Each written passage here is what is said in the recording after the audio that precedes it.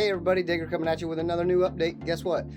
We have the school bus stripped out and I'm ready to run up to Lowe's or Menards or somewhere and start getting some material. So I'll show you a little bit of what we got going on. So what we've done is basically gutted everything out. And the subwoofer is now out of the box, so we can start by putting that where it's going to go and start building on from there. And like I say, the refrigerator we're not going to use. I'm hoping that my wall is going to be like right here. That way I don't even have to move that. I can just leave it right where it's at. But that's it for now. So it's time to run to Lowe's and get some materials. That way I can start framing her in. Alright, so I went to Menards this time because they have better quality wood than Lowe's. You don't have to look for a straight 2x4 at Menards. That's all you get. So I'll tell you what, for one little guy, those 6 boards, loading them in this bus, nah, that wiped me out.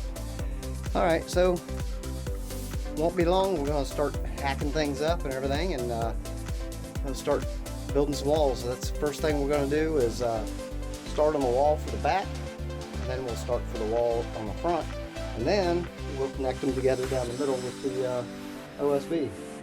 So I'm wiped. Alright, so this is how I'm starting to build.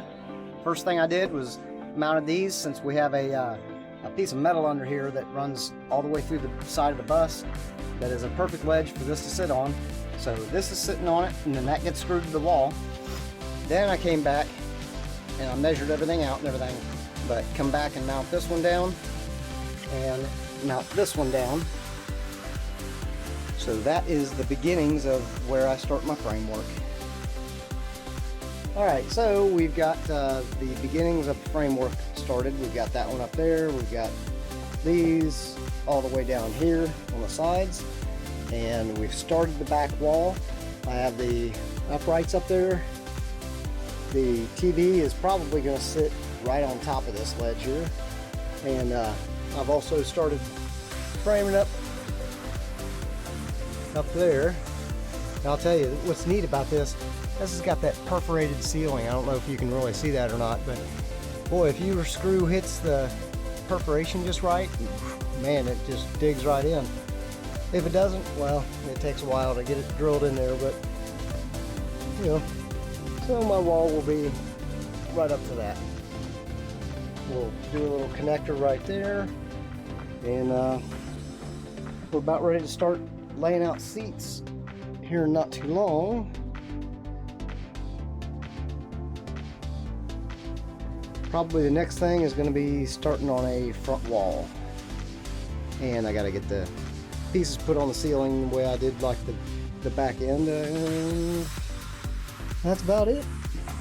Like this, I'll tell you, this wall right here, phew, man, this thing, that's like a plate steel, man. That took some effort to get the screws in there, but it worked. These side screws here, they all bit right into that galvanized steel or whatever it is. And so far running the screws are not a problem. They're a little bit of a problem getting them in there, but you know, they bite really well. So far I don't have any problems at all with building a school bus. I actually think this is like a perfect setup for a party bus, I think, because it does have the front and rear air conditioning, which a lot of school buses do not. But it's getting there. So we'll be back tomorrow and do it all a little bit more. So for right now, we're just making sawdust.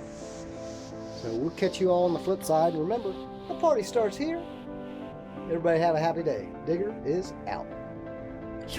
Oh, by the way, and just for anybody that's keeping track, I have 9 2x4s installed, and I went up and got more, so I have a total of 25 2x4s there, and I got 6 sheets of the OSB that'll make the seat bottoms and the kick panels So that's where we're starting as far as materials. I bought a box of screws, all that OSB, and all those 2x4s.